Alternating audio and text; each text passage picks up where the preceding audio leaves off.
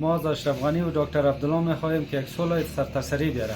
با اساس قصادم کشته شد که بیخی بی اندازه. در ولایت غزنی روز یکی 2 تا کشته میشه، خود ترور میشه و کشته میشه. باید به وضع اقتصادی مردم به وضع امنیت افغانستان دیده یا غم ملت یعنی بخورن. مثل قبل دیدیم که چقدر کشتار شد، چقدر انتحار انفجار در این ملت به خاطر از یا کیا جور نامدن. ولی این بار باید این قسم نباشه، باید اینا جور بیاین بین خود. تجربه تلخی از حکومت وحدت ملی داشتیم که متاسفانه در 5 سال گذشته زده‌بندای سیاسی به حد تیره شده بود که حتی مردم سرنوشت را خود را گم کرده بودند. انشالله که این تفاهمی که صورت گرفته این باز امو حکومت گذشته تکرار نشه و مردم از این آیه زیادتر متضرر نشن.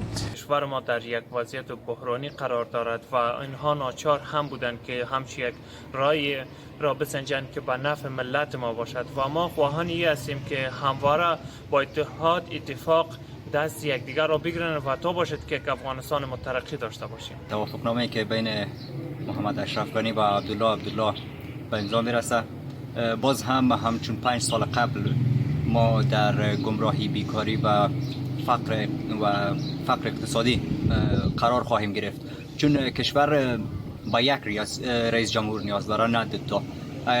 و ماشینی که 2 تا استرینگ داشته باشد هیچ وقت به یک راه راست نمیره.